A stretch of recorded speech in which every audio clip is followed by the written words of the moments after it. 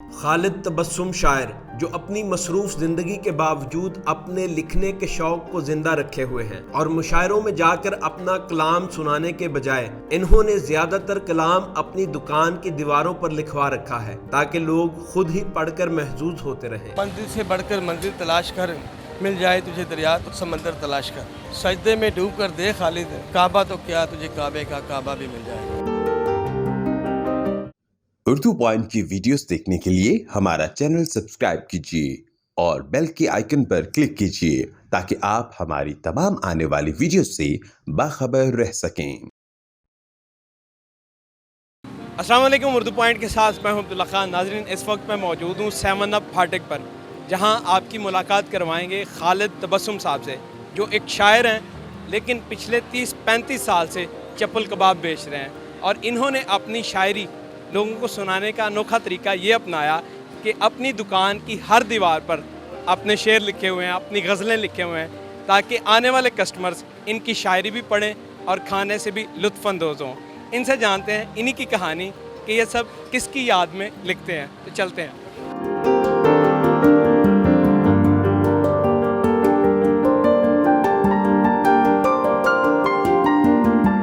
खालिद साहब, हर जगह फेमस हो गया कि भाई एक शायर चप्पल कबाब बेच रहा है। मैं ये जानना चाहूँगा कि शायरी कब से कर रहे हैं और ये काम कब से कर रहे हैं? शायरी तकरीबन 12-13 साल की उम्र से शुरू की थी। अच्छा। और चप्पल कबाब जो है वो हमारा यानी हमारे नाना जी करते थे, बहुत पुराना कारोबार है। अच्छा, जी जी। वहाँ से सीखा आप? मैं तो छोटा था, तकरीबन स्कूल भी आता था 3री-4थी में, और वहाँ से आगे तो मैं दुकान पे खड़ा होता था। फिर आहिस्ता आहिस्ता जब 5वीं-6वीं की तो उसके बाद मैंने सीख लिया था। मैं ये बेसिकली जानना चाह रहा हूँ कि ये दुकान किस सन से बनी हुई है, कब से काम कर रहे हैं? 1986 और 87 के शुरू में हो गई थी, यानी 86 का एंड था और 87 का शुरू था जब से दुकान बनाई है। और 14 साल की उम्र में आपने शायरी शुरू कर दी। हाँ जी। तो कितनी पढ़ाई की? घर वाले क्या कहते थे जब आप शायरी करते? मैं तो खुद ही लिखता था और घर में कुछ सुनने वाला नहीं था। वालदा थी हमारी, तो वो बेचारी फौत हो गई हैं। और हाँ जी, प्यार बड़ा करती थी।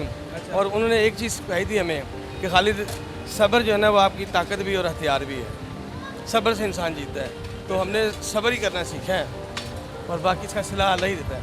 ये कब से लिखना शुरू कर दिया? ये किसने कहा था कि भाई दीवारों पे लिख दें आप दुकान की? ये तो 90 से पहले लिख दिया था। दुकान की थी, उसके बाद फ़ौरन ही लिख दिया था कि मैं साल 6 महीने बाद।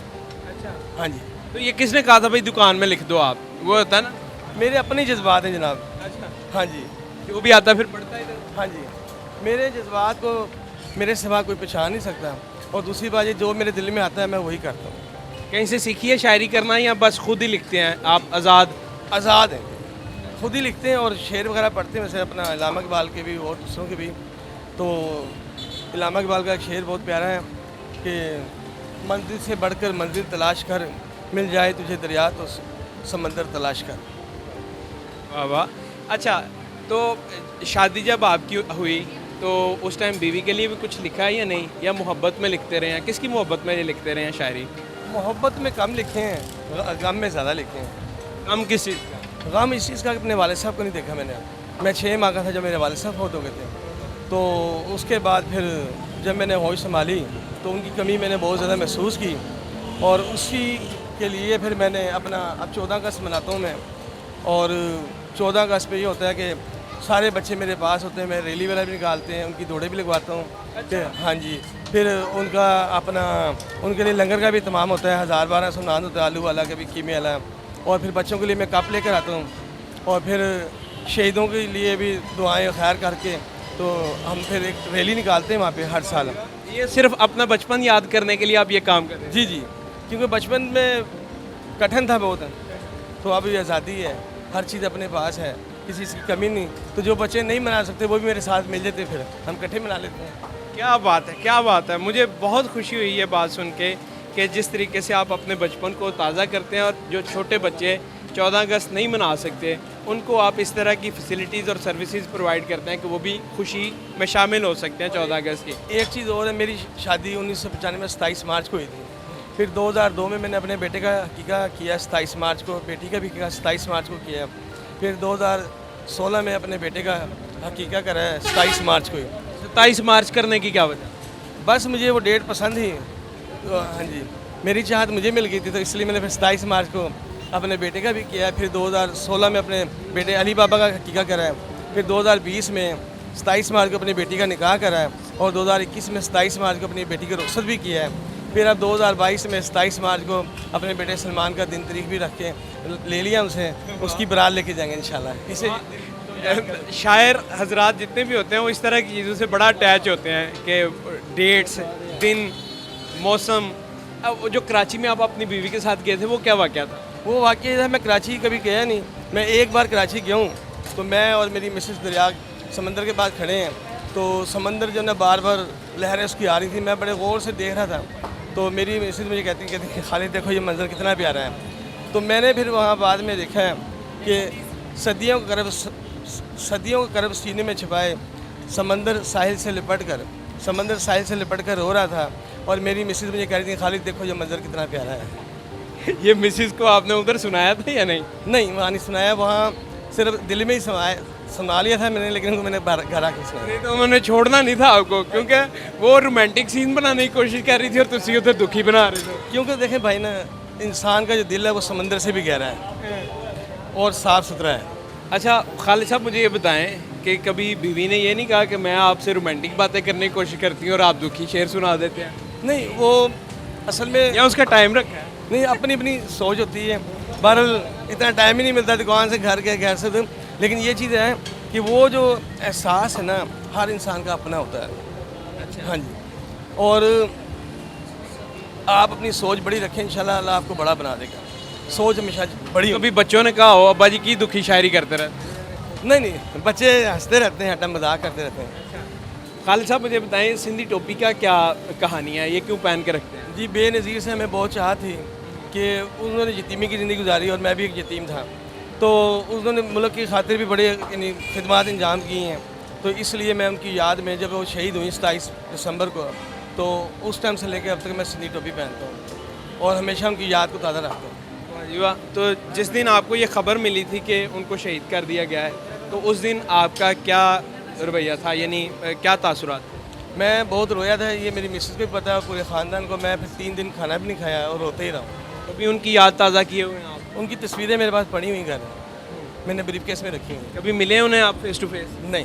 अच्छा। लेकिन जिस दिन वो आई थी ना पहली बार पाकिस्तान 1988 में जब भी आई थी, तो मैं हाई साहब ने मुझे बड़ा मारा भी था, मैं यहाँ से दुकान से गायब हो गया था और उनके जलसे के साथ ही फिरता रहा। हाँ जी। जब रात को आए तो मैं चप्पल कबाब के बारे में आपके जानना चाहूँगा कि इसमें क्या ख़ास बात है कि लोग ये क्यों खाएं? ये तो आपकी पहले शायरी की बात हो गई कि भाई आप शायरी करते थे, क्या क्या चप्पल कबाब क्यों खाएं आपका लोग? चप्पल कबाब एक स्वाद है पेशावर की, और ये लाहौर में हमारे पास है और आर्य बाज़ार में भी हैं, पठान भी और दूसरे भी।